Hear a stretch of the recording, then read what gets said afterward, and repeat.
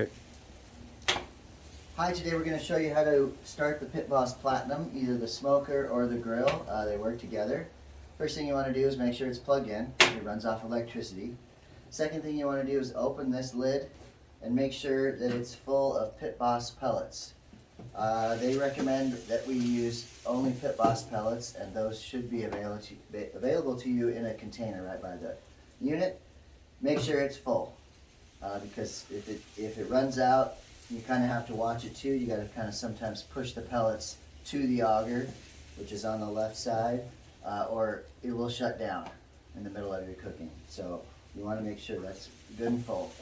And you can use any flavor pellets you want, but they're supposed to be Pitboss brand.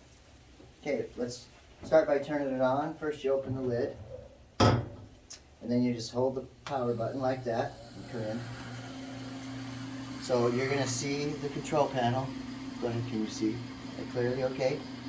And then what you do is you push the knob once, and then you turn the knob to the temperature you want. I'm going to turn it to 425. 425, and then you push the knob again, and it will automatically go. Now, one thing you need to do before you start is empty the ash bin.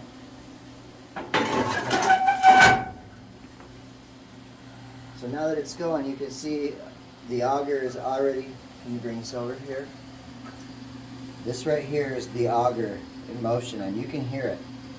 You'll hear the auger. If that doesn't come on and continually run, sometimes you have to hold this prime button. That prime will actually run the auger and run pellets into the unit where it gets heated, so you're going to get your flame. So now, and you can check your temperature, what it's set to, just by pushing in the knob. So it's set at 425, and it'll just run on its own. Then you're going to just want to wait. It takes a while. You'll hear the fan running. That's important too. And it takes, 5 minutes. You're going to start seeing smoke all of a sudden coming out of it. At that point, then you can shut it. Now come in close. There's a couple of features. Right here is a lever. You can see the louvers inside. That's either open or closed. You'll see it with them open, you'll have a direct flame in the center if you want to sear. That's for searing right there. It works really well. But if you don't want to sear, you close the lever.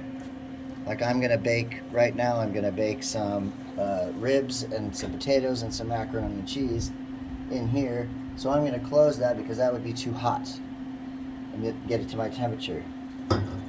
But leave it open while it's starting and heating up. And right now I don't hear that. Oh, it's going right now. But let's talk about the smoker. You've got two temperatures. One temperature is going to be the smoker up atop, and the other is going to be the grill down below. That temperature on the grill is what's going to come to your set temperature, and then the smoker is just radiant heat from the grill. And you can work that out. If you go to about 350 degrees, it should get your smoker, depending on the temperature of the day, up to close to 200.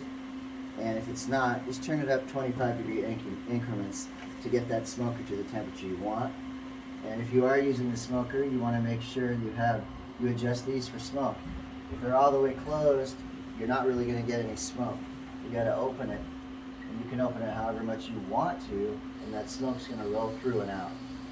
On the side, there's two levers. This controls the heat and smoke to the smoker. You can close them. You close them and you'll get less smoke and you'll have more heat in here. If you want more smoke and more heat up here, you open these two levers. In the back, you can see where they're open or closed. And I can smell right now she's starting to smoke a little bit. We can go ahead and close that. And that's all you have to do.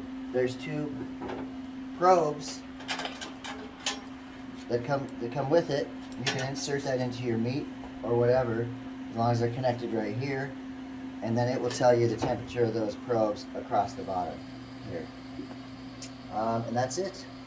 Shutting it off. When you shut it off, you open the lid, you press the button until it shuts off, and then you leave it open until it cools off. unless you want to clean the grill, which if you want to clean the grill, turn it to high, let it come up to temperature at high, then you can do your scraping and so forth, and then push the button and hold it, and it will shut itself off at that point. And it will cool down properly that way. You don't want to just unplug it because it won't cool down properly, and the auger can get jammed that way. That's it. Right, thank you.